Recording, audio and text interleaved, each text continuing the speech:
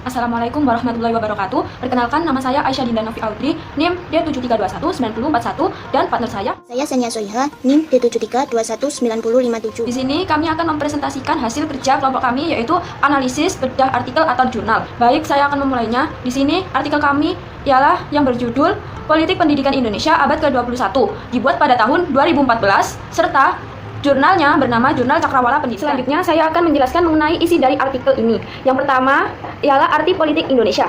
Dunia politik lebih menekankan pada kepentingan-kepentingan jangka pendek dan lebih mementingkan kelompoknya.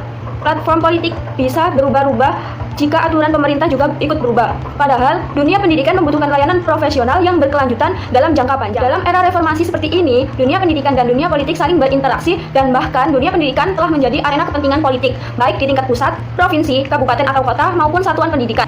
Sehingga politik pendidikan adalah suatu proses pemilihan nilai-nilai dan pengalokasian sumber daya terbatas dalam proses pembuatan keputusan yang melibatkan berbagai kelompok yang memiliki kepentingan berbeda dalam rangka memengaruhi pengambilan keputusan, sehingga nilai-nilai dan alokasi sumber daya terbatas yang diinginkan oleh kelompok tertentu masuk dalam pengambilan keputusan. Misalnya, eksekutif memiliki kepentingan melaksanakan mandat atau amanat peraturan perundang-undangan. Legislatif memiliki kepentingan yang bersumber dari kelompoknya, sedangkan yudikatif berkepentingan bahwa pendidikan dilaksanakan secara adil, benar, bermanfaat, dan berkepastian untuk menjamin mutu. Yang kedua ialah mengapa harus berpolitik pendidikan. Pendidikan di Indonesia dalam abad ke-21 dihadapkan pada pilihan akibat dari perubahan lingkungan strategis yang kompleks, sukar diprediksi, labil, tidak pasti, turbulen, dan keterbatasan sumber daya pendidikan. Dengan begitu, politik pendidikan harus muncul agar pendidikan Indonesia tidak terbawa arus perubahan lingkungan strategis yang tidak menguntungkan Indonesia. Maka diperlukan ketegasan arah politik pendidikan Indonesia. Berbicara politik pendidikan berarti mendekati pendidikan dengan politik sebagai alat tolak ukurnya. Tolak ukur politik pendidikan suatu negara sangat tergantung pada ideologi dan konstitusi suatu negara. Negara-negara barat yang berideologi ekonomi, kapitalisme, dan politiknya demokrasi liberal. Maka politik pendidikannya jelas mengarah kepada pembangunan generasi muda yang kapitalistik dan liberalistik. Untuk Indonesia, Pancasila merupakan ideologi dan Undang-Undang Dasar 1945.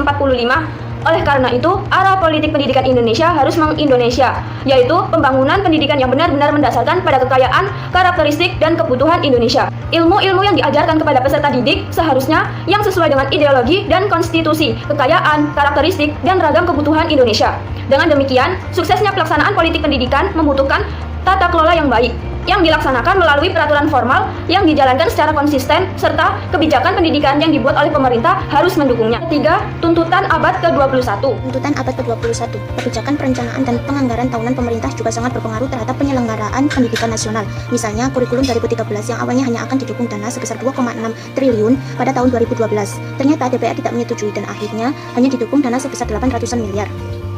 Akan tetapi dukungan dana implementasi kurikulum 2013 naik lagi menjadi 2 triliun lebih pada tahun 2014.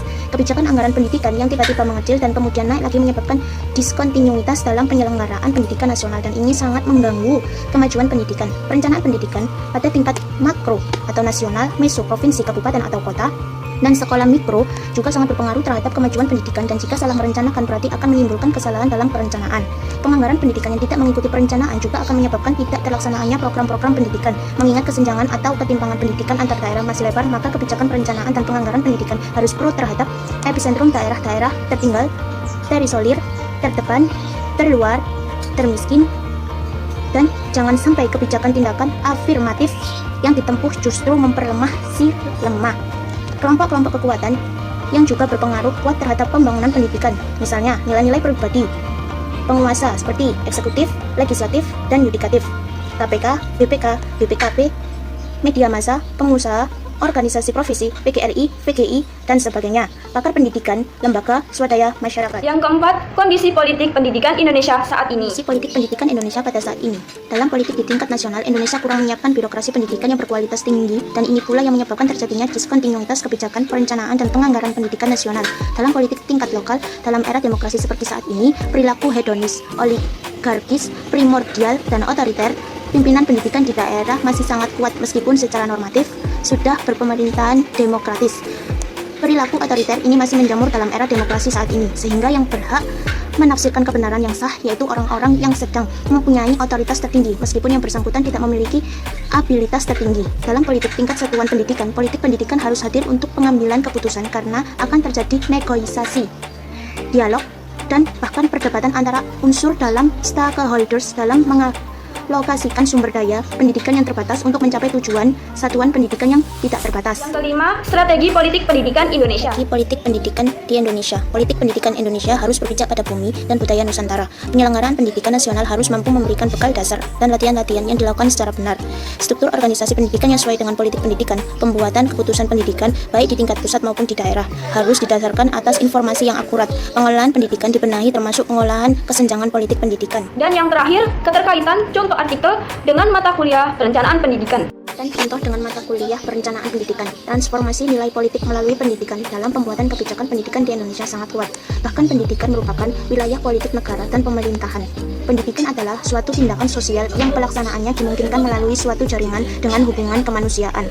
Politik adalah bagian dari paket kehidupan lembaga-lembaga pendidikan. Berbagai aspek pendidikan selalu mengandung unsur-unsur politik. Begitu juga sebaliknya, setiap aktivitas politik ada kaitannya dengan aspek-aspek kependidikan. Keduanya sering dilihat oleh sebagian orang tidak ada kaitan dan hubungan. Padahal politik dan pendidikan saling menopang dan saling mengisi satu sama lain. Pendidikan berperan penting dalam membentuk perilaku dan moralitas masyarakat di suatu negara. Begitu juga sebaliknya, perilaku politik di suatu negara memberikan karakteristik pendidikan di negara tersebut. Sekian dari kami. Apabila ada kekurangan dan kesalahan dalam penjelasannya, kami mohon maaf. Wassalamualaikum warahmatullahi wabarakatuh.